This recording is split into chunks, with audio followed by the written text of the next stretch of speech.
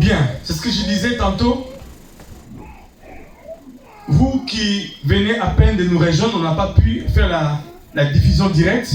Donc nous sommes en train de vous transmettre ces messages en différé, hélas, à cause de la technique. Je disais tantôt que nous étions depuis 4 dimanches en train de réfléchir sur un thème que nous avons intitulé « Lorsque les fondements s'écroulent, le juste, que fais-tu » Et ce matin, nous allons évoluer dans le même sens, dans la même direction et essayer de tirer profit du conseil divin qui est émané à chaque fois que nous lisons la parole. La pensée est partie du livre de Matthieu, au chapitre 7, à partir du verset 24 jusqu'au verset 27. Ici, dans cette histoire, c'est la parabole de Jésus-Christ. À la base, c'est le sermon sur la montagne. Et lorsque Jésus a commencé un discours, son discours, le sermon sur la montagne, il a touché plusieurs points. Et particulièrement, lorsqu'il est arrivé au verset 24 du chapitre 7, il voulait faire allusion au royaume des cieux. Et en faisant la comparaison, pour que le peuple ou son auditoire puisse comprendre, appréhender la pensée qu'il voulait émettre ces jours-là, eh bien, il a utilisé les paraboles. Et nous avons vu la fois dernière, et nous l'avons dit plusieurs fois, que les paraboles étaient un moyen attitré de Jésus de pouvoir transmettre le message. Il avait comme l'habitude, quasiment souvent, de prêcher par les paraboles. Et là, il émet une parabole dans Matthieu chapitre 7, verset 24. Lorsqu'il fait la parabole est en train de nous expliquer la comparaison entre deux maisons, une qui a été construite sur le sol ou sur le sable et l'autre qui est construite sur les rocs. Cependant, les deux maisons ont reçu chacune de son côté, le même coup, le même mouvement, le même problème. Et si nous lisons, à partir du verset 24, la Bible dit, quiconque donc entend ces paroles que j'ai dit et ne les met pas en pratique sera comparé à un homme prudent qui a bâti sa maison sur le roc. Je reprends. Quiconque donc entend ces paroles que j'ai dit et les met en pratique sera comparé à un homme prudent qui a bâti sa maison sur le roc. Verset 25, c'est l'explication du problème qui est arrivé aussi à la maison bâtie sur le roc, comme aussi à la maison bâtie sur le sable. Verset 25, et la pluie est tombée. Premier événement, les torrents sont venus. Deuxième événement, et les vents ont soufflé et se sont jetés sur cette maison ou contre cette maison. Dieu merci, elle n'est point tombée car elle avait été fondée sur le roc. Cette maison n'est pas tombée.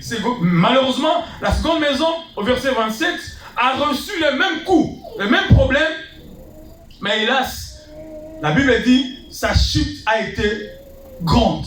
Donc, dans cette portion des Écritures du chapitre 7 du livre de Matthieu, à partir du verset 24 jusqu'au verset 27, Jésus est en train de comparer des maisons pour pouvoir nous aider aussi à reconsidérer nos voies afin d'appréhender c'est quoi le royaume des cieux. Ça, c'est la pensée spirituelle de ces discours de Jésus donc, par rapport au sermon sur la montagne. Donc, le royaume des cieux est comparé à ces hommes ou ces femmes qui mettent la parole en pratique. Et, hélas, contrairement à ceux qui ne les mettent pas en pratique.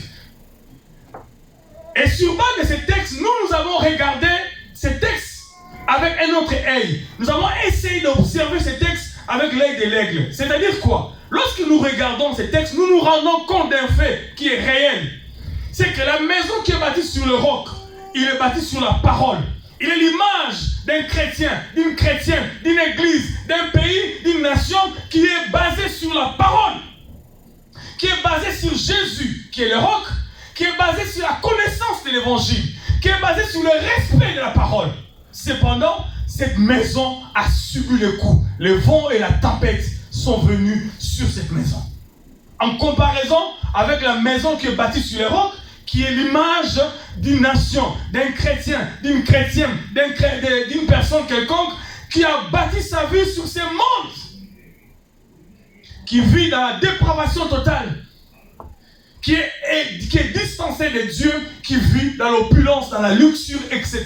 Et cette personne aussi reçoit le même coup que la personne précédente.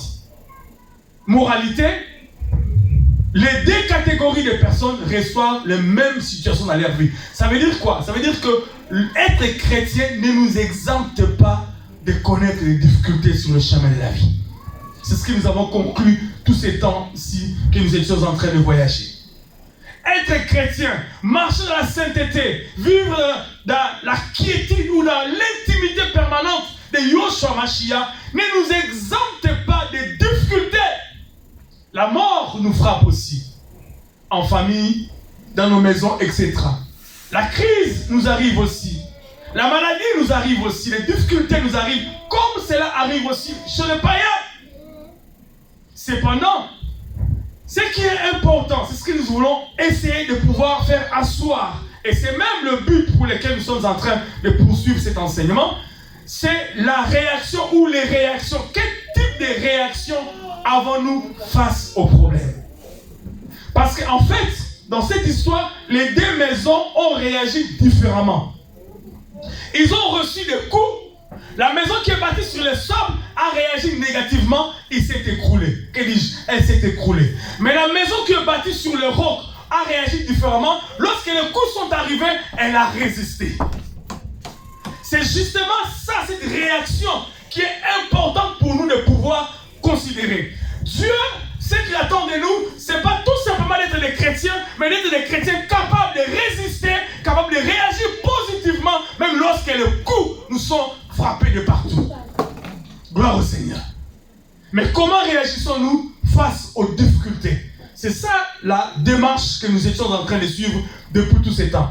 Sommes-nous l'exemple de cette maison bâtie sur le roc où les problèmes sont arrivés, mais il a tenu bon? Ou sommes-nous des hommes et des femmes, lorsqu'il y a juste une difficulté, nous lâchons prise?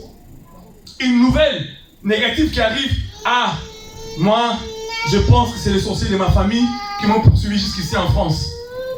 Non, moi en tout cas, je pense que c'est l'association de tous les sorciers du côté du clan de mon mari. Là, ils ne m'aimaient pas, je suis sûr. Depuis le début, ils se sont réunis. Et ils ont utilisé même des armes non conventionnelles pour pouvoir m'attaquer. Comment réagissons-nous face à ces attaques extérieures qui nous viennent de partout? Parce que nous ne pouvons pas les esquiver.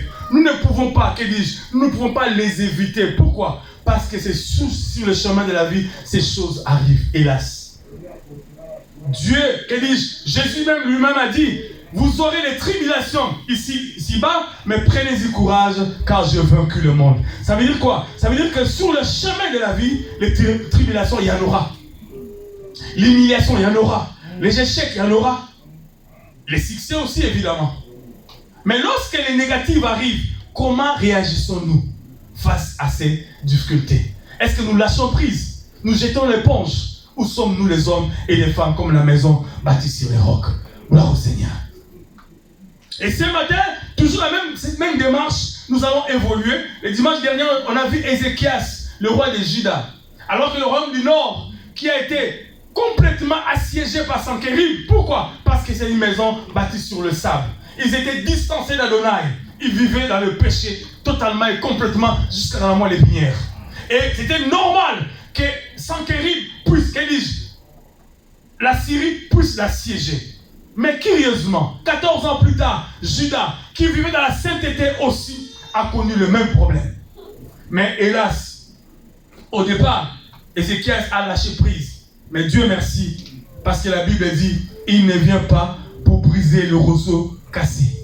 Il n'éteindra pas la mèche qui fume encore. Dieu est un Dieu d'une nouvelle opportunité. Il y a une expression qu'on disait, nouvelle chance, passez-moi l'expression. Mais Dieu, c'est un Dieu qui renouvelle toujours sa grâce dans nos vies. Raison pour laquelle le livre de Jérémie, qui dit, la lamentation de Jérémie nous dit, c'est qu'il faisait sa force, alors qu'il regardait tout autour de lui, que rien ne marchait, mais ce qui faisait sa force, c'est que les bontés de l'Éternel ne sont pas épuisées. Et ses compassions ne sont pas à leur terme. Pourquoi? Parce qu'elles se renouvellent chaque matin.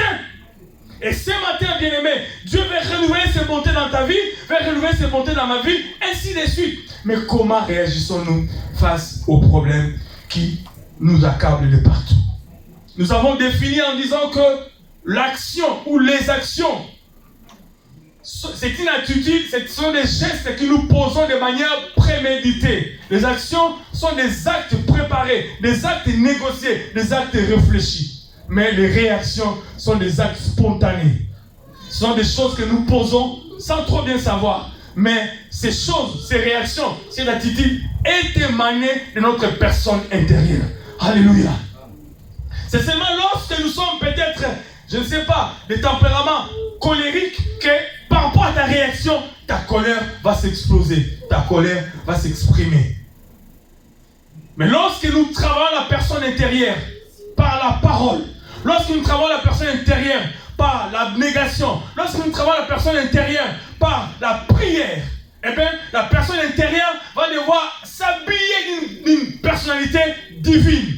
Et lorsque un problème arrive, notre réaction, eh bien, sera proportionnelle au niveau de la foi que nous avons vis-à-vis du problème.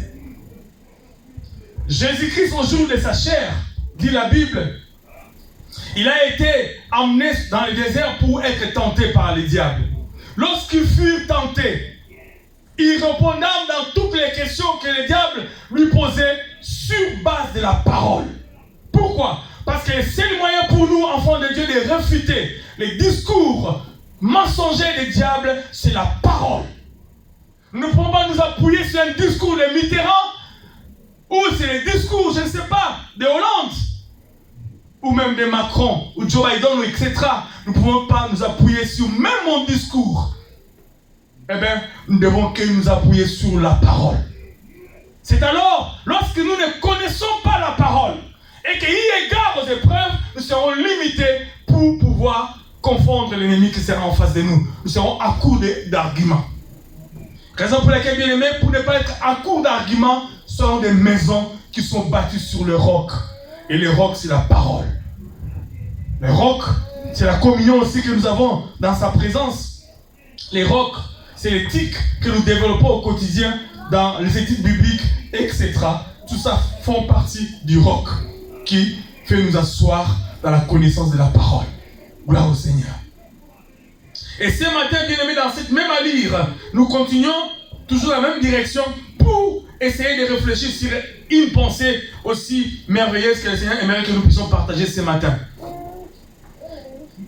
Nous étions en train, comme disais-je, c'est la 5e partie, quel type de réaction avons-nous? Ou quel type de réaction avoir face aux actions négatives, ou soit aux attaques, ou soit aux épreuves? Quel type de réaction devons-nous afficher face à de telles situations? Quel type de réaction? Gloire au Seigneur. C'est ce que nous voulons essayer de comprendre ce matin. Lorsque nous faisons un voyage rapidement dans le livre des Psaumes au chapitre 11, le livre des Psaumes au chapitre 11, notre verset clé c'est le verset 3. La même question que nous nous posons maintenant, c'est la même question qui nous a été aussi posée dans le livre des Psaumes au chapitre 11, verset 3. Cependant, je vais lire à partir du verset 1er pour rester dans le contexte. Parce que lorsque vous lisez un texte hors contexte, eh bien, ça devient un prétexte. Parce que vous faites dire au contexte ce que le contexte ne dit pas. Désolé. La parole ne peut qu'être expliquée que par la parole. Chapitre 11, le verset 1er du livre des Psaumes, au chef des chantres de David. C'est en l'Éternel que je cherche un refuge. Waouh! Retenez cette phrase parce qu'elle est d'une importance capitale. C'est en l'Éternel que je cherche un refuge. Comment pouvez-vous me dire, fuis dans vos montagnes, comme un oiseau? Car voici les méchants bandent l'arc. Ils agissent leurs flèches sur la corde pour tirer dans l'ombre sur eux dont le cœur est droit. Verset 3. Quand les fondements sont renversés, le juste, que ferait-il? Lorsque les fondements sont renversés, le juste, que ferait-il? David pose la question à son auditoire, pose la question à sa famille, pose la question à ses femmes, parce qu'il en avait plusieurs, pose la question à nous qui sommes aujourd'hui chrétiens. de ces temps modernes. Lorsque le fondement s'écroule, le juste, que fais-tu ce matin? La question nous est posée. La question nous est posée. Maintenant, lisez le verset 4. L'Éternel est dans son saint temple. L'Éternel a son trône dans le ciel. Ses yeux regardent, ses paupières sondent le Fils de l'homme. Waouh! On va s'arrêter d'abord là. Il y a comme une contradiction si vous observez bien ces textes. C'est comme si ici, le livre des psaumes est en train de nous présenter deux tableaux. Un tableau terrestre et un tableau céleste. Donc c'est une situation qui se passe sous le soleil et une autre qui se passe dans le ciel. Il dit ceci. Lorsque le fondement s'écroule, le juste, il est sur la terre. Le juste, que fais-tu? Ou que ferais-tu? Lorsque le fondement s'écroule, lorsque l'argent que tu as mis en compte a été dépouillé, lorsque la voiture que tu as achetée, je ne sais pas, est accidentée, lorsque je ne sais pas, l'entreprise que tu as commencé à bâtir s'est écroulée à cause de Covid, il n'y a pas de clients, etc. Lorsqu'une situation quelconque t'échappe, les justes, que fais-tu? Ou les justes, que ferais-tu? Il arrive toujours un moment, bien aimé, à moins que vous soyez spécial, mais il arrive toujours un moment dans nos vies, certaines choses nous échappent. Même lorsque nous avons la quintessence du problème, lorsque nous essayons à gérer, lorsque nous avons même les tenants et les aboutissants, parce que l'on pensait déjà poser les jalons pour aller vers le succès, mais à un moment donné de la vie, des fois certaines choses nous échappent. Alors, David pose la question. Lorsque cette situation t'arrive, que fais-tu? Ou lorsque cette situation va t'arriver, que feras-tu? Ce matin, nous allons comprendre et nous allons saisir la pensée divine pour nous afin de l'appliquer au quotidien. La version Martin Bible dit, puisque les fondements sont ruinés, que fera le juste? Ça dit quoi? Lorsqu'il dit puisque, ça dit les fondements sont déjà écroulés, maintenant le juste, c'est que fais-tu? Mais dans l'autre version de Louis II, il dit lorsque ça va s'écrouler, lorsque le fondement s'écroulera, ou lorsque le fondement s'écroule, que ferait-il? Il parle du futur présent. Mais là maintenant, les fondements sont déjà écroulés. Donc il y a deux catégories. Il y a des gens qui sont en train de vivre déjà un fondement écroulé. Une confiance a été trahie. Et je ne sais pas, quelque chose t'échappe quelque part. Alléluia. Qu'est-ce que tu fais? Quelle est ton attitude? Quelle est ta pensée ce matin? Et ces dons, entre guillemets, sont encore dans je veux dire, la sécurité. Rien ne les échappe. Je ne souhaite pas que ça vous arrive, Dieu merci. Mais si jamais ça vous arrivait, comment ferez-vous? Comment réagirez-vous? Et ça, c'est le tableau terrestre. En même temps, nous arrivons au verset 4. Lorsque le fondement s'écroule ici-bas, lorsque tout échappe à l'homme, le tableau céleste nous dit ceci. L'Éternel est dans son saint temple. L'Éternel a son trône dans le ciel. Waouh! David est en train de nous présenter deux choses. Une chose qui est variable et une chose qui est invariable. Une chose qui est versatile et une chose qui n'est jamais versatile. Une chose qui change et une chose qui ne change jamais. Ce qui ne change jamais, c'est Adonai. Il subit ni changement ni ombre de variation. C'est-à-dire quoi? Dieu, il ne change pas par devers lui-même. Il ne change pas non plus aussi en proportionnellement à ce dont les choses sont en train de se passer tout autour de lui. Je vais m'expliquer. Dieu dans ses vertus divines, c'est des vertus divines, pardon. On dit la vertu. Ok. Merci frère. Des fois les Français comme parler ça chaque. Dieu dans ses capacités illimitées, il ne change pas par devers lui-même. Gloire au Seigneur. N'est-ce pas champion? Mais aussi, lorsqu'il est en contact, lorsqu'il est influencé, lorsqu'il est affecté, entre guillemets, par des choses qui peuvent changer, ces choses-là ne les changent pas. Mais lui change ces choses-là. Alléluia. La Bible dit ceci. Le vent et la tempête étaient en train de menacer la barque. Alors que quelques heures plus tôt, ils ont résolu de traverser tranquillement. Ils ont pris la barque, ils ont réfléchi, ils ont jeté les amarres, ils sont montés dedans, paf, ils étaient en train de partir. Tout était ok, nickel. Mais chemin faisant, la tempête est venue. Donc la situation a changé. Ils ont perdu le contrôle. Ils avaient le plan de vol, mais ils n'avaient plus le contrôle du plan de vol. Donc la situation a affecté le naturel. Mais il y avait une personne à l'intérieur. Cette personne, c'était la divinité lui-même. Alléluia. Il dormait peut-être parce qu'il humainement parlant, parce qu'il était pleinement homme et pleinement Dieu. Cet homme dans son humanité, au jour de sa chair, il était aussi des fois fatigué. Il avait aussi faim, etc. La Bible le dit. Dans ces jours-là, il était physiquement fatigué dans son humanité. Mais cet homme était Dieu. Dans sa divinité, il accomplissait la parole qui dit: il ne sommeille ni ne dort, c'est lui qui garde Israël. Alléluia. Alors que le vent était en train de chavirer, les bateaux voulaient chavirer.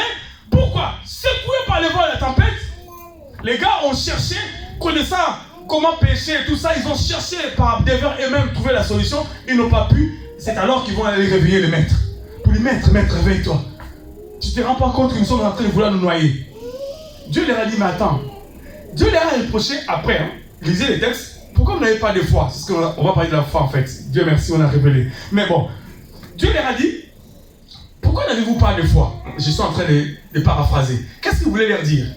Même si vous avez l'impression que je dors, parce qu'immédiatement par là, j'ai dormi par rapport à mon physique, mais dans ma divinité, je ne dors pas. Ça veut dire quoi? Ça veut dire que même si vous avez l'impression que la situation vous échappe parce que, humainement parlant, ça vous échappe. Mais étant que vous avez la divinité à vous, la chose ne vous échappe pas. Alléluia. Je suis en train de m'expliquer. Lorsqu'il s'est relevé, il a regardé le vent. Le vent et la tempête ont changé la situation de la barque. Mais ils n'ont pas changé la situation de Jésus.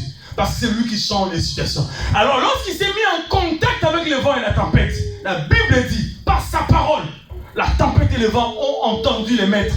Ils se sont tus. Au point même les disciples ont dit: jamais un homme n'a parlé comme cet homme. Alléluia. Pourquoi? Parce que lui ne subit ni changement ni ombre de variation. Par devers lui-même, ni par des phénomènes extérieurs. Ça veut dire, même si vous vous changez, lui reste Dieu. Et c'est ce qu'on est en train de nous expliquer ici. Ici-bas, il y a eu un changement. Les fondements s'écroulent. Mais dans le ciel, il est toujours sur son trône. Et c'est ce que le verset 4 nous relate. Et la Bible nous dit ceci. Lorsqu'il y avait de déluge sur la terre, 40 jours, 40 nuits de pluie, l'eau a submergé l'humanité tout entière. L'eau est partie jusqu'à un niveau plus élevé, des gratte-ciel ou je ne sais pas quoi. Mais pendant cela, ce qui s'est passé, Dieu était sur son trône. C'est ce que la Bible nous dit. Il ne subit ni changement ni ombre de variation. C'est celui dont le livre des psaumes est en train de nous présenter. Mais qu'est-ce qui se passe? Lorsque David dit cela, pourquoi? David, vous connaissez très bien cet homme, il a été choisi alors qu'il n'était pas accepté, passez-moi l'expression, dans sa famille. Il était en train de s'occuper, c'était un berger, il s'occupait des troupeaux de son père, loin dans la forêt. Et le choix devait être porté sur un roi. Même le prophète Samuel, lorsqu'il a regardé son grand frère, il a dit: c'est de lui que l'onction va descendre aujourd'hui. Pourquoi? Parce que son regard était un regard terrestre. Mais plus tard, pour gagner du temps, c'est David qui est venu et c'est lui qui a été un roi. Ce jeune homme, ne connaissant même pas Dieu, a porté son choix sur lui. La Bible nous dit, bien aimé, ce matin, personne ne peut venir à Dieu sans que Dieu puisse l'appeler. Ça veut dire quoi? Ça veut dire que le fait que nous soyons enfants de Dieu ce matin, où nous l'étions depuis toujours, mais le fait que nous devenions enfants de Dieu, Dieu par devers lui-même avait porté son choix sur nous. Sur toi et sur moi. Alléluia. Amen. Alors s'il avait porté son choix sur toi et sur moi, ça veut dire que ce Dieu-là est responsable et il sera toujours responsable vis-à-vis de tes problèmes. Alléluia. Amen. Alors David est en train d'expliquer. C'est le résumé en fait de la pensée de ces textes. David a été choisi. Quelque temps après, vous connaissez l'histoire, pour résumer à cause du temps, on va aller vite. David s'est retrouvé devant Goliath. Un challenge que David a réussi à vaincre. Et il s'est basé sur quoi? Il s'est basé de ce que Dieu l'avait délivré lorsque l'ours, lorsque les lions sont venus pour attaquer les brebis. Et lui, émané du Saint-Esprit, s'est relevé et il a combattu ces animaux et il a triomphé. Gloire au Seigneur. Ces expériences lui ont servi d'appui. Et cet appui-là, il s'est servi de ça pour combattre Goliath. Et plus tard, Goliath est tombé et la tête a été coupée. David a été plébiscité. David a été élevé. Il a reçu aussi l'enfant du roi de l'époque, Saoul, comme récompense, et tout ce qui suivait par la suite. Quelque temps après, David a été accueilli dans la maison du roi, dans le palais royal. Pendant ce temps, c'est la seule histoire, ou le seul moment de l'histoire de la Bible où il y a eu deux rois. Passez-moi l'expression. Un roi loin, en fonction déchu, spirituellement parlant, et un autre roi loin, mais pas de fonction, mais conduit de la part du Seigneur, vivant dans la même maison, sous même toit.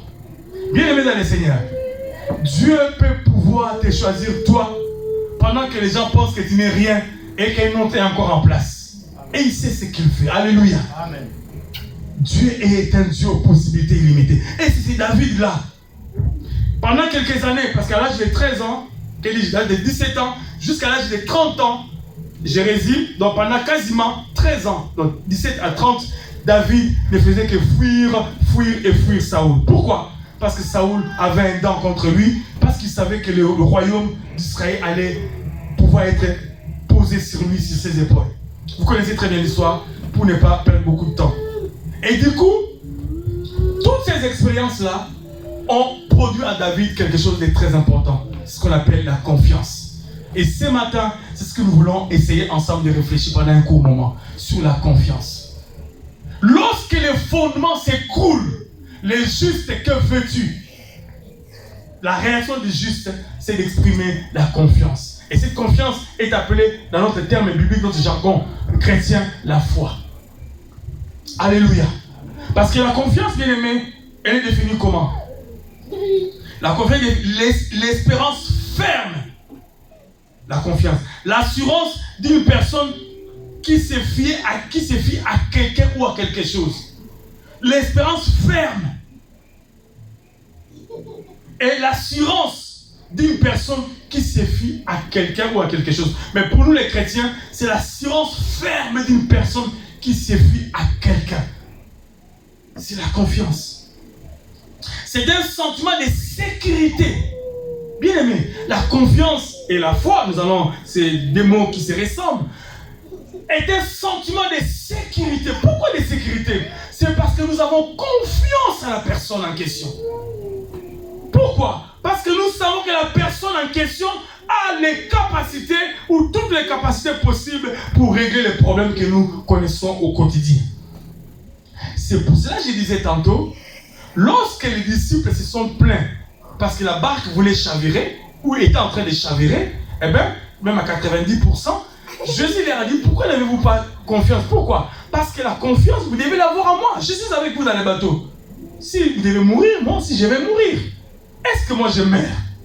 Moi je ne meurs jamais. Comment avez-vous pas confiance en moi? Voyez-vous, il y a des années en arrière, peut-être 20 ans ou 25 ans, j'étais avec mon père dans la voiture, paix à son âme. Il conduisait, alors il devait garer, et devant nous il y avait comme, je crois que c'est une rigole ou je sais pas, un ravin ou je sais pas. C'était au bled. Eh bien, il avançait, moi j'étais à côté, j'avais comme l'impression qu'il ne voyait pas. J'ai vu la voiture s'avancer jusqu'à limite, j'ai crié, mais papa. Après il s'est arrêté, il a mis les freins, il m'a regardé. Il dit, mais c'est moi qui conduis. Si je rentre là-bas, c'est moi aussi qui va rentrer. Tu penses que moi je ne vois pas? Je vois mieux que toi parce que c'est moi qui suis au volant. Et je me suis arrêté, j'ai regardé comme un homme ridicule, là, j'ai regardé, il dit, mais c'est moi. Donc il savait ce qu'il faisait en fait, papa. Et il avait déjà calculé, il était un grand conducteur, il savait que bon, il me reste 1 mètre peut-être, je vais m'arrêter là. Ou direct même de loin, lorsqu'il arrivait, il voyait déjà les bordures. Il savait que bon, après ces bordures-là, c'est une rigole ou je sais pas, il savait comment s'arrêter. Et ça m'est resté cette histoire dans l'esprit. Mais c'est comme ça. Et notre Dieu aussi, c'est lui qui est notre conducteur. Alléluia. C'est lui qui gère notre vie, c'est lui qui conduit et il sait comment poser chaque pas, chaque minute, chaque seconde. Mais ce qui se passe, c'est nous tremblons. Nous tremblons parce qu'il est maintenant par là. Les disciples ont tremblé, mais on va chavirer. Ayez confiance en Dieu. Alléluia. Ce matin, qu'est-ce qui te fait perturber les sommeils? Qu'est-ce qui arrache ta joie ce matin? Qu'est-ce qui brise ta quiétude ce matin? Qu'est-ce qui enlève l'espérance qui est en toi? C'est parce qu'on a dit quoi? C'est parce que le ministre a dit quoi? C'est parce que le directeur a dit quoi? C'est parce que X a dit quoi, bien-aimé? Exactement comme le vent et la tempête, on dit ceci. Pierre, Jean, Jacques, etc. Ce soir ou ce matin, je ne sais pas à quelle heure ils étaient, vous allez vous noyer. Parce que nous avons pris toutes les dispositions possibles pour pouvoir renverser la barque. C'est ce qu'ils ont dit. Mais qu'est-ce que Dieu a dit? Qu'est-ce que Jésus a dit? Jésus a dit quoi? Vous savez ce qu'il avait dit? Lisez les textes. Légèrement avant qu'il monte dans la barque, qu'est-ce qu'il leur a dit? Montons dans la barque et allons sur l'autre bord. Alléluia. Jésus leur a dit, allons sur l'autre bord. Il ne leur a pas dit, montons et nous allons chavirer. Non. Il leur a dit, montons, allons sur l'autre bord. Bien-aimés dans le Seigneur, il suffisait tout simplement de s'appuyer et de tenir cette parole. Quoi qu'il en soit, les vents et marées peuvent tomber. La confiance à cette parole va nous aider à aller réellement de l'autre bord. Même si vous allez aller marchant clopin, même si vous allez ramper, même si vous allez aller à la nage, même si vous allez je ne sais pas comment, s'il dit que vous devez aller sur l'autre bord, vous allez y aller et y arriver. Alléluia. Il y a un homme qui s'appelle Jonas qui a refusé complètement d'obéir au Seigneur. Et comme Dieu voulait qu'il aille à Ninive, eh bien, il a pris le bateau professionnel que nous n'avons jamais connu, qui s'appelle la baleine. Et dans le ventre de cet animal-là, on l'a amené de l'autre côté. Alléluia. Bien aimé dans le Seigneur, la confiance, c'est l'espérance ferme. Et c'est l'assurance d'une personne qui se fie ou qui se confie à quelqu'un. Parce qu'ici, comme nous sommes l'église, nous ne prenons pas quelque chose, nous prenons sur quelqu'un.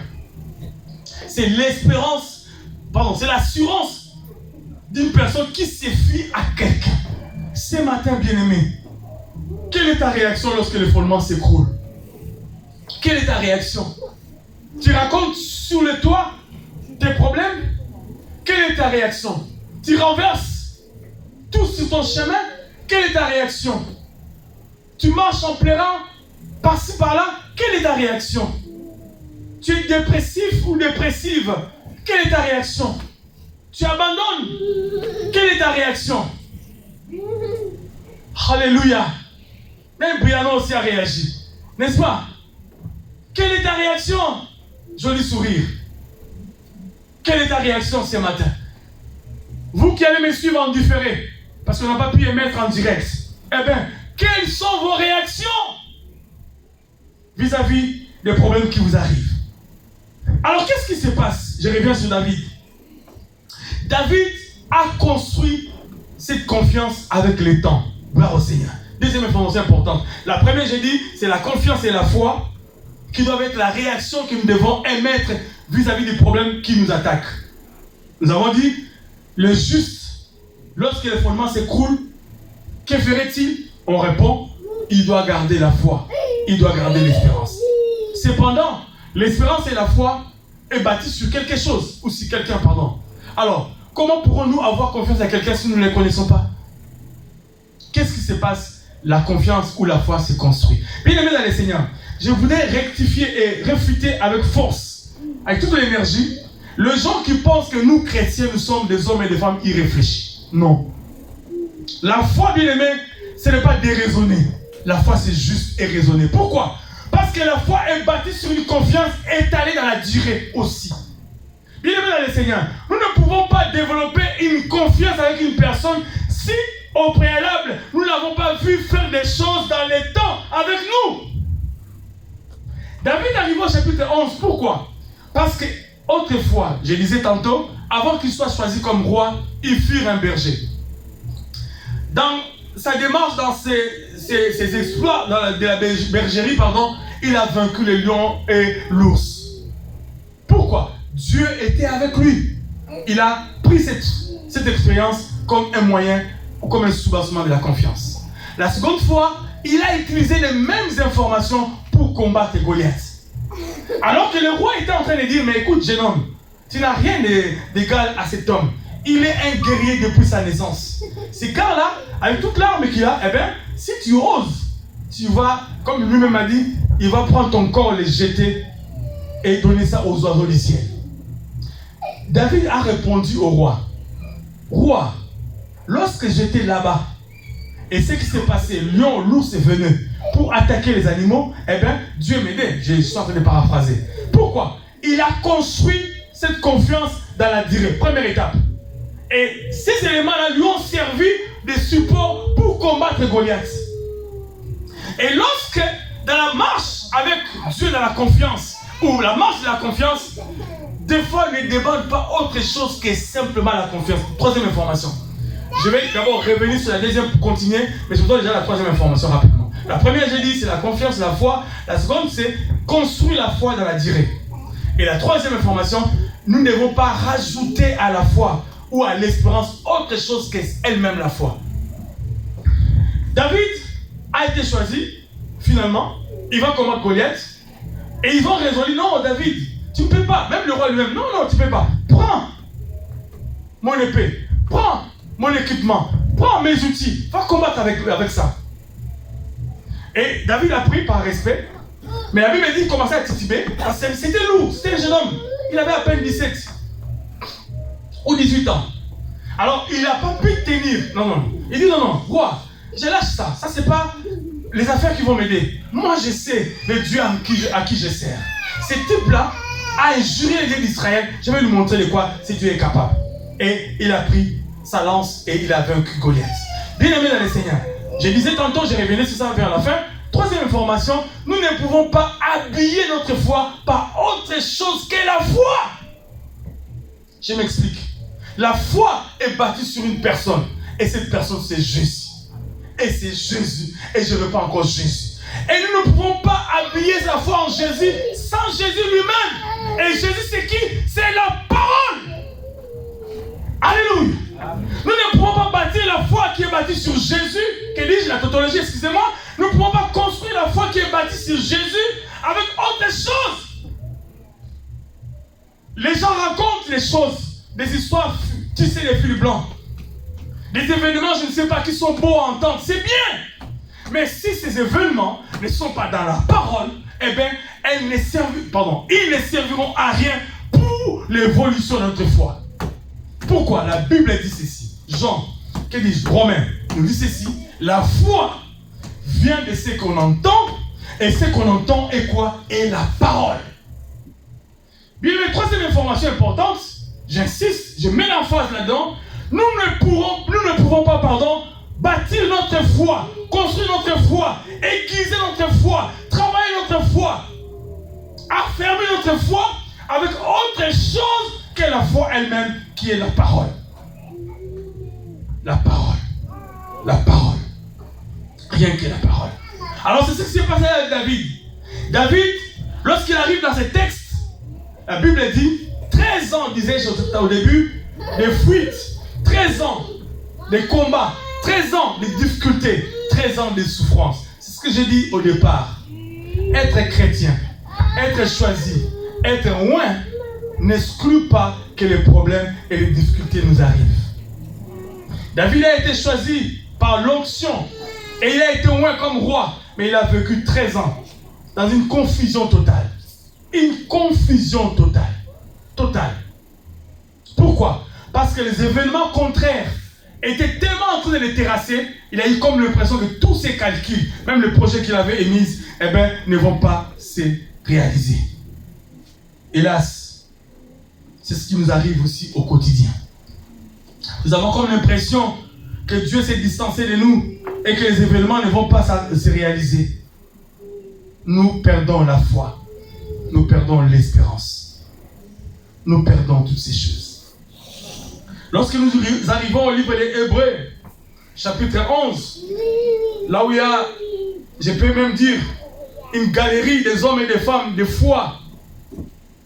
Nous sommes surpris de voir des hommes et des femmes qui ne pouvons même pas imaginer être cités comme des hommes et des femmes de foi.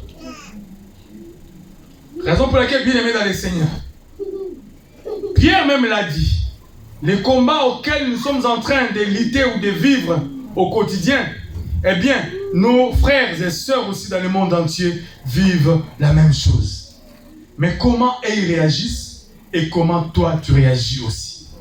C'est pour cela, bien aimé, il est important d'écouter la parole et de la mettre en pratique, comme disait Jésus dans sa parabole. Sinon, nous serons comme cette maison bâtie sur les sols. Or, la foi est une ferme assurance. Ce que nous avons lu par rapport à l'espérance. Je disais, espérance ferme. La confiance est une espérance ferme.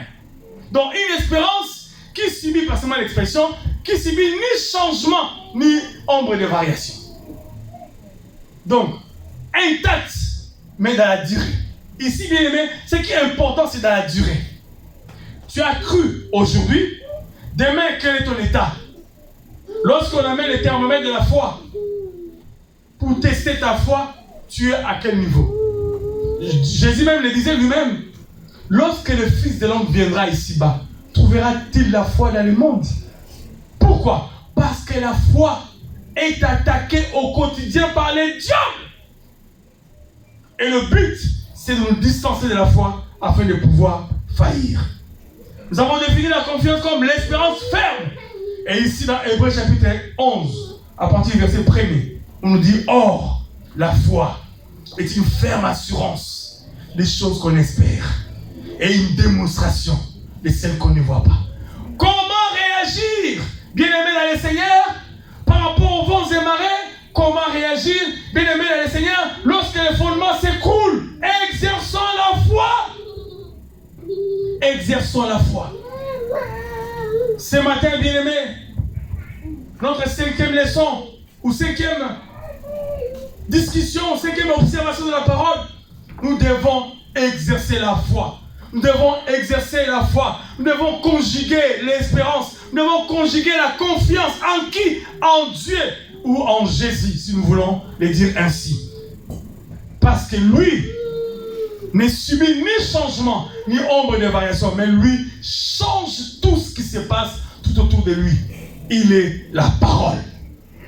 C'est ce qui s'est passé dans la barque avec les disciples. Alors la question que David va poser, lorsque les fondements s'écroulent, le juste, que fais-tu? Il a répondu à la question, mais il a répondu de manière méthodique, de manière allégorique. Il présente celui en qui nous devons faire confiance comme un homme, passez-moi l'expression, comme un homme ou une personne qu'on ne peut même pas imaginer. Il est grand, c'est Dieu. Donc pour lire, lorsque nous lisons les versets premiers, que lui faisait confiance en Dieu, et c'est ce Dieu-là qui présente au verset 4, que lui, c'est sur lui qui va fonder sa foi. La Bible dit, pour l'avoir possédé, l'espérance, la foi et la confiance, les anciens ont obtenu un témoignage favorable. Ont obtenu un témoignage favorable. Bien-aimé dans le Seigneur, le coup, tu vas l'avoir. Les certitudes, ça va arriver. Les questionnements vont arriver aussi. Sur le chemin de la vie, nous ne pouvons pas nous en passer. Comme j'aime bien le dire, un chanteur a chanté en disant, si tu ne rencontres pas le diable sur ton chemin, ça veut dire que tu fais le même chemin qu'avec lui. Pourquoi? Parce que lorsque nous faisons chemin avec lui, eh bien, il est notre copain, copine. Donc nous ne pourrions pas vivre la résistance de son côté parce qu'il sait que nous l'appartenons déjà. C'est seulement lorsque nous marchons en contre-courant, si nous ne marchons pas avec lui, que c'est à ce moment-là qu'il essaye de s'opposer à nous. Et cet homme de Dieu, j'ai béni son nom, le frère Emekanou qui chantera. Lorsque vous ne rencontrez pas, que dis-je? Oui, lorsque vous ne rencontrez pas de problème sur votre chemin, ça veut dire que vous faites le même chemin avec le diable. C'est seulement lorsque vous avez des problèmes, bien aimé, ces problèmes-là qui a arraché ton sommeil, qui a perturbé ta quiétude, qui qui a fait couler tes larmes. C'est seulement ces problèmes-là étaient un élément efficace qui prouve à suffisance que tu as Dieu avec toi et que tu ne marches pas avec le diable. Alléluia. Gloire au Seigneur. Cependant, lorsque ces problèmes-là arrivent, lorsque cette situation arrive, quelle est ta réaction? C'est ce que nous voulons comprendre ce matin et c'est ce que nous avons essayé d'en parler ce matin. Lorsque cela arrive, ta réaction c'est quoi? D'extérioriser la foi ou la confiance en Dieu. Première information. Deuxième information, ta réaction c'est quoi? C'est de construire cette foi. Parce que la foi c'est construit dans la durée aussi. Bien aimé, même les fiancés, des fois, avant de se marier, ils prennent le temps de se connaître. Pour que tu puisses arriver à avoir confiance à l'autre. Même aussi dans les chemins de la vie, de tous les jours, même les amis, les collègues au travail, etc. Nous ne pouvons pas avoir confiance tout de suite si nous ne connaissons pas la personne. Mais si vous avez fait 5, 6, 7 ans, 10 ans ensemble avec la personne, même un ami, et il n'a jamais failli, tu peux dire non. Même si on parle de lui devant toi, non. Vous pouvez tout dire pour la personne, mais telle situation, pas lui. Je suis prêt à donner mon doigt, couper même ma main. Ma main à couper pour lui ou pour elle. Pourquoi? Parce que vous avez construit la confiance dans la durée. Et vous avez vu que cette personne, dans la durée, il est resté constante. Parce que bien aimé dans le Seigneur, la confiance ou la foi, c'est dans la durée et restant constante. Elle doit rester constante. Et c'est seulement à ce niveau que David a eu à faire confiance en Dieu. Parce que 13 ans durant, il a vu Dieu dans toutes ses formes. Il est Dieu aux possibilités illimitées. Il a délivré David dans toutes les conditions possibles qui peuvent exister. Et sur base de cette expérience, il a dit non, niet. Lorsque les justes, le fondement s'écroule, les justes, que fais-tu? Tourne ton regard vers celui qui subit ni changement, ni ombre de variation. Et cet homme, ce n'est pas moi. Cet homme, ce n'est pas toi. Cet homme, c'est Yoshua Mashiach. Cet homme, c'est Adonai Nissi, Dieu, notre bannière, ou l'Éternel, notre bannière. Chapitre 11 du livre de Psaumes, verset 1er. C'est en l'Éternel. Je disais tantôt, lorsque nous lisions, David a commencé par appuyer déjà ces textes comme l'emphase de tous les restes. Il a présenté l'introduction pour dire même les développements vont dépendre de cette introduction. Et son introduction c'est quoi? C'est en l'Éternel que je cherche un refuge. Un refuge, c'est un endroit où on est confiant. Un refuge, c'est un endroit où on est en sécurité. Un refuge, c'est un endroit où on s'est dit, si je suis là-bas, quoi qu'il en soit, rien ne m'arrivera de mal. Et il commence par l'introduction en disant, c'est en l'Éternel que je cherche un refuge.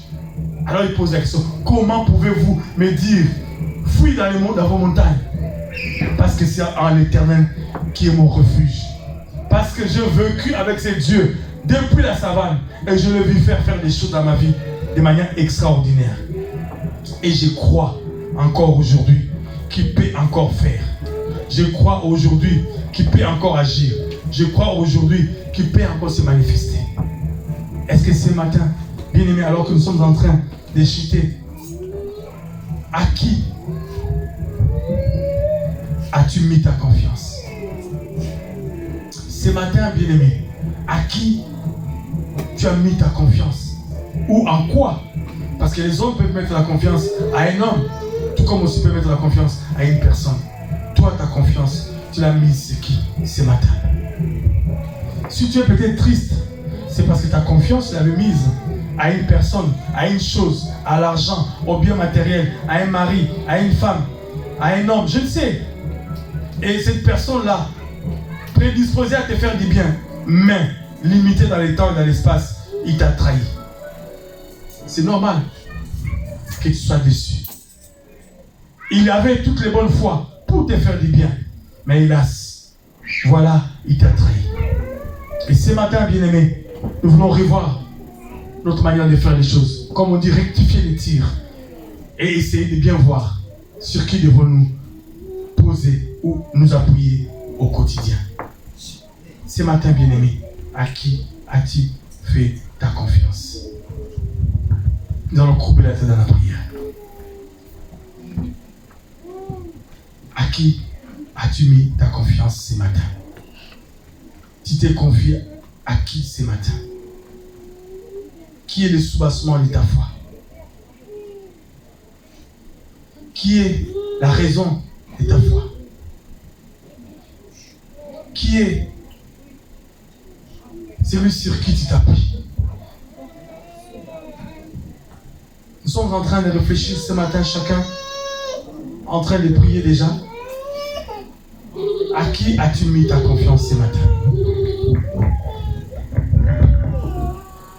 Lorsque les fondements s'écroulent, les justes, que fais-tu?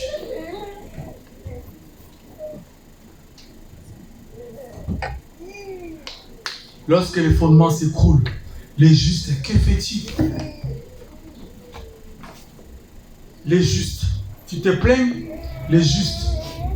Tu parles à tout le monde, les justes. Tu racontes ta vie à gauche, à droite, les justes.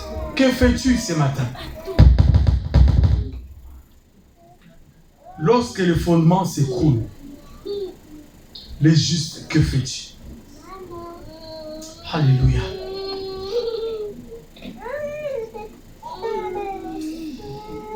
Nous allons prier le Seigneur. Nous allons prier le Seigneur ce matin. Prie le Seigneur bien-aimé ce matin. Prie le Seigneur bien-aimé ce matin. Prie le Seigneur bien-aimé ce matin.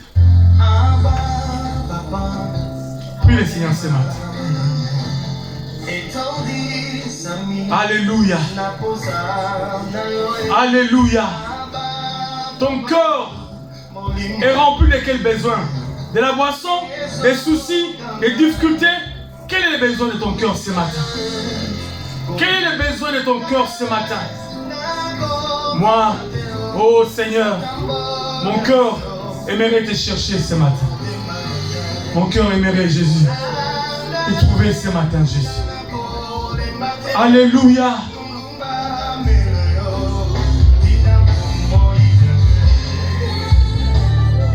Ce matin, ton cœur, bien-aimé, se tourne vers quoi? Vous qui allez aussi me suivre en différé, si cette vidéo, quelle est votre attitude ce matin face au problème? La question nous a été posée dans le livre des Psaumes au chapitre 11, verset 3. Le juste, lorsque le fondement s'écroule, le juste, que ferais-tu? Le juste, que fais-tu? Et ce matin, nous avons vu le juste a comme une réaction. Que dis-je? A comme plusieurs réactions. Mais nous avons énuméré 3. La première, le juste fait confiance au Seigneur. La confiance. Le juste doit conjuguer la confiance qui est égale à la foi. Le juste doit développer, construire sa foi, construire sa confiance, construire sa relation avec le Seigneur. Pour que les jours où les retombées du problème, pour qu'un autre problème va surgir, lorsque le problème va surgir, qu'il arrive à s'y prendre. Et le juste, troisièmement, deuxièmement, il construit sa confiance dans la durée, parce que la confiance est dans la durée.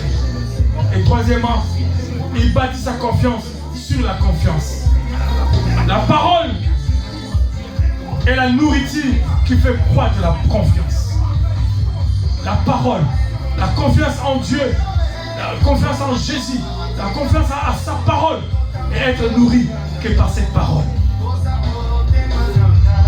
Ce matin, bien-aimé, peut-être dans ta vie, tu es parti dans tous les sens à cause des problèmes qui t'est arrivé. Peut-être, je ne sais pas, tu as réagi de ta façon, je ne sais. Peut-être tu as fait ceci ou cela. Je ne sais pas, tu as consulté X ou Y. Personne. Peut-être tu t'es confié à Y. Personne, à X personne. Tu n'as pas obtenu gain de cause. Ce matin, essaye Jésus. Ce matin, je te confie un secret. Essaye Jésus. Il ne trahit jamais. Essaye Jésus. Il ne déçoit jamais. Essaye Jésus. Il n'abandonne jamais. Essaye Jésus. Alléluia. Merci Seigneur. Merci pour ta parole ce matin. Merci pour ce moment dans ta présence. Merci Jésus parce que tu nous fais du bien.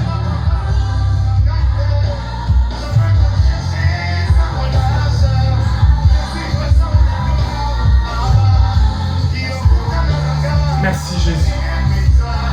Alléluia, alléluia, alléluia. Merci Jésus. Ce matin, je prends la résolution de te faire confiance à toi et à toi seul. Je ne vais pas faire confiance à qui que ce soit, Jésus. Ma réaction, ce serait la confiance qui est la foi. Ma réaction, c'est la foi. Merci Jésus. Père, nous prions pour les dîmes et les offrandes. Alors que le frère William est allé chercher les paniers, Père, nous te recommandons les dîmes et les offrandes. Nous voulons, Seigneur Jésus, que tu bénisses chacun qui va déposer dans le panier l'offrande, les dîmes, les dons. Père, nous te disons merci parce que ta parole nous a fait du bien. Et si elle nous a fait du bien, eh bien nous voulons aussi exprimer notre reconnaissance à ta parole à travers cette œuvre, par l'offrande et par les dîmes, pour l'avancement de l'œuvre de Dieu. Merci Seigneur pour ton serviteur William. Merci Seigneur pour tous les bien-aimés qui vont devoir déverser dans ces paniers quelque chose de ta part. Merci Jésus. Alléluia. Merci Père pour cette parole. Elle nous a fait du bien, sûrement, et qu'elle continue à faire du bien. Nous qui sommes en distanciel, nous qui suivons en différé, que cette parole nous fasse énormément du bien. Parce que la parole du Seigneur n'est jamais trop tard. La parole du Seigneur est toujours d'actualité. Au moment où tu regardes cette vidéo, tu suis ces messages, la parole est pour toi. Sois béni, sois touché par cette parole. Dans le nom de Jésus, nous avons ainsi prié. Et tous ensemble, nous disons Amen. Amen. Bien. Nous bénissons le Seigneur pour sa parole. Si la parole nous a fait du bien, est-ce qu'on peut acclamer la parole du Seigneur ce matin? Bien, frère William, s'il te plaît, tu peux passer dans le rangé pour récolter les offrandes et viens aussi ici parce que moi aussi j'ai quelque chose à donner au Seigneur. Bien, nous terminons ce culte par cette offrande et aussi par ces communiqués que nous annonçons à nous tous. Nous sommes les centres évangéliques La Bannière, une extension du centre évangélique francophone La Bannière, basé en République démocratique du Congo. Et ici, nous sommes une église missionnaire pour l'avancement de l'œuvre, l'avancement du royaume des cieux. Et nous bénissons le Seigneur pour vous qui êtes en présentiel et vous qui n'êtes pas venus et qui nous suivez aussi à travers ces moyens de la technologie. Nous bénissons le Seigneur pour votre présence. Là où vous êtes aussi, à la maison, dans vos chambres, au parc, dans vos voitures, etc. Chacun de nous peut suivre ces messages à son rythme pour la gloire du Seigneur et pour l'avancement du royaume des cieux. Bien, nous terminons ces cultes à 13h comme il est affiché partout. Cependant, nous voulons juste nous communiquer en nous disant, nous sommes réunis, nous nous réunissons ici chaque dimanche de 11h à 13h. Vous qui nous suivez ici à Nantes ou dans les environs, eh bien, suivez-nous et venez si vous avez le temps en présentiel. Dieu ne manquera pas de vous bénir. Chaque dimanche de 11h à 13h ici en cet endroit. Et les autres activités, nous la faisons en différé ou en distanciel. C'est-à-dire, nous avons une activité que nous faisons chaque lundi matin où nous injectons sur la plateforme ou sur le réseau une parole que nous appelons, parce que c'est une rubrique qui appartient à cette église, qui s'appelle Parole d'encouragement. Et c'est une rubrique qui s'appelle Parole d'encouragement. Nous injectons chaque lundi matin la parole, une exhortation de 25 minutes pour nous booster et pour nous bénir dans la semaine et évidemment dans la journée aussi. Et nous avons aussi une étude biblique que nous faisons aussi en différé, mais directement en ligne avec notre support Facebook. Mais tout ce temps, on n'a pas pu le faire jusque-là à cause des problèmes techniques et aussi des diverses raisons. Nous allons les répondre au moment opportun, Dieu voulant. Sur ce, nous terminons ces cultes. Est-ce qu'on peut se tenir debout, nous qui sommes en présentiel, s'il vous plaît?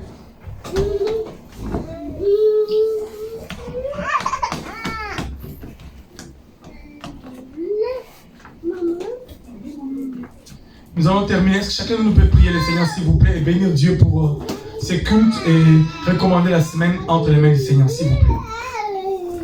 Père, nous te disons merci. William, approche-toi. Merci Seigneur pour ces moments dans ta présence. Merci parce que tu es Dieu, tu nous fais du bien. Nous terminons ces cultes et nous recommandons la vie de chacun de nous. Prends soin de chacun de nous, Seigneur. Soutiens chacun de nous, Père. Que cette semaine soit bénie. Bénis, bénis. Ceux qui nous suivent en ligne, Seigneur, bénissez-les. Père, prends soin d'eux. Ceux qui ne sont pas venus pour une raison ou pour une autre, ils font partie de cette famille, Père. Bénis-les aussi. Et que toute la gloire te revienne. En tout et pour tout, dans le nom de Jésus, nous avons ainsi prié. Amen. Amen. Bye, que Dieu nous bénisse.